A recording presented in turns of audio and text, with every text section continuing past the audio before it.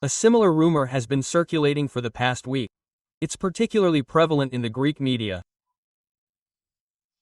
Certain circles in Turkey are speculating that Greece could be included in the tripartite mechanism established between Turkey, Libya, and Italy, and that Turkey could therefore discuss issues in the Mediterranean and Aegean more closely through a quadripartite summit rather than a single meeting. There's also been some opposition resistance in Greece to this.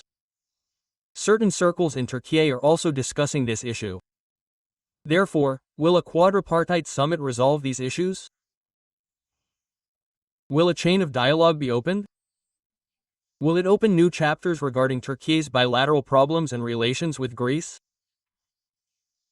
Could such a thing happen? How would you assess it?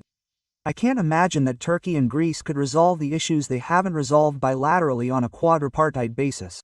Because Greece isn't willing. Since they haven't even acknowledged the existence of these problems, discussions about them are naturally impossible.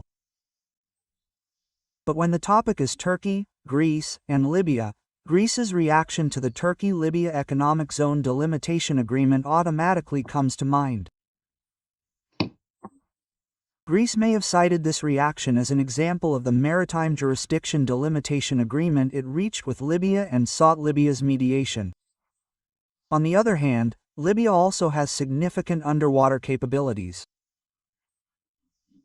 There are less publicized findings of rich deposits off the coast of Libya in the Mediterranean. These findings may have highlighted the idea of a win-win situation.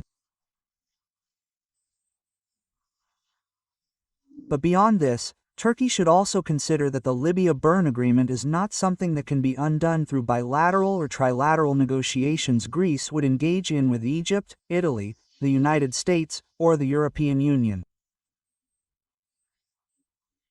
Because there, Greece was claiming rights that didn't belong to it. In other words, it intended to establish an equidistant distance from the islands 30 miles south of Crete to the Libyan coast and then siphon off all the land in between. Thus, it converted an area of 40,000 square miles from Libyan jurisdiction to its own. 39,000. In fact, this game is ruined. The licenses granted here have become meaningless. They were issued by Greece. Greece should be considering whether it can regain them. Yes. Well, another thing comes up frequently. The issue of militarizing Greek islands, which should be demilitarized, is constantly discussed. You also make statements about it. But Greece occupied some Turkish rocky outcrops, islets. In other words, there's information that it occupied islands and rocks that belong to Turkey. So, this is always debated, whether they were occupied or not, whether they belong to us or not. What kind of determination do you have on this matter? Has Greece made such a move? Is there even a single rock currently occupied? Is that even possible? We would like to receive such enlightening information from you on this matter. Well, I'm curious about the basis on which those who voice their opinions on this matter are speaking. The Kardak crisis between Greece and Turkey in January 1996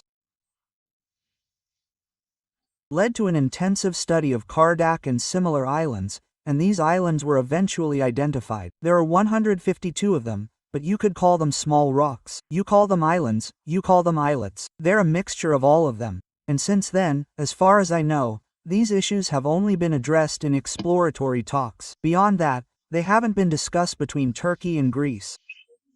There are islands belonging to Miras, Mugla, those islands, and these islands.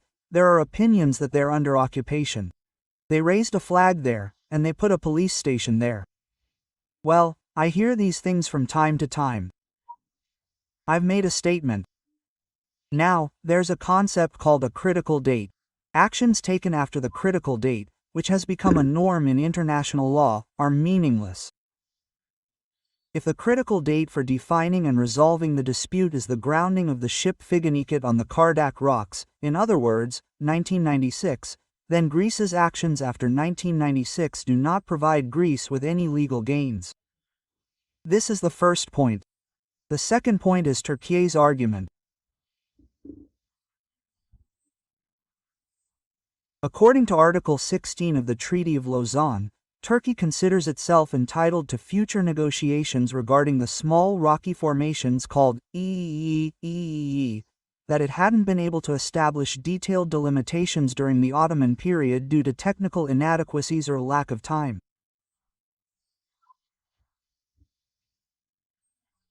Meanwhile, Greece seized some of these areas, even though they weren't granted to it. It established a race or observation posts on some of them. This isn't very significant. Why? Because there's a concept related to the critical date at stake here. If these occurred after 1996, they have no international significance. If they occurred before then, why are we addressing them today? Since 1996, we, the Republic of Turkey, have begun addressing them. Meanwhile, there was a dispute in the Red Sea between Yemen and Eritrea, similarly a dispute over islands. This was resolved. The arbitration panel reiterated Turkey's argument in the resolution. The arbitrators stated that if there's an area with uncertain sovereignty, if it was formerly Ottoman territory, it should be resolved according to Article 16 of the Treaty of Lausanne. So, we're saying the same thing about the Aegean. We're saying it should be resolved according to Article 16 of the Treaty of Lausanne. So, when sovereignty is dissolved, do the facilities built on it have any significance? Well, not many. In other words, these are the meanings of sovereignty. I went there at the time and erected a lighthouse or established a military base. I brought a surveillance post. Therefore, when they say, I claim ownership of this island, which is yours, does that make sense? The aforementioned statements fall under the concept of statute of limitations in international law. Is there a statute of limitations? It's usually around 200 years. Therefore, according to the 200-year statute of limitations, these islands cannot have been transferred to Greece. Furthermore, Greece's actions regarding the 152 small islands, which do not belong to it and fall under Article 16 of the Treaty of Lausanne, do not provide any gain for Greece. Furthermore, Turkey raised these issues before 1996, in 1934 and 1986. Therefore, Greece cannot claim that Turkey has forgotten rights. Therefore, under international legal norms, Greece has no grounds to prove that these sovereignty belong to it when this matter is brought before the Court of Justice. If not, if we are not politically enforcing this, if we are not forcing it, if we are not saying, get out of here, I will come down on you if you don't leave, then we can say we did not say so. That option remains in the hands of politicians. Those who plan and implement foreign policy currently have this option. In that case, there is no need for such a great alarm. There is nothing lost. I understand. Okay. Thank you very much, sir. Enjoy the publication. You provided enlightening information about both Cyprus and potential relations with Greece. Thank you. Thank you.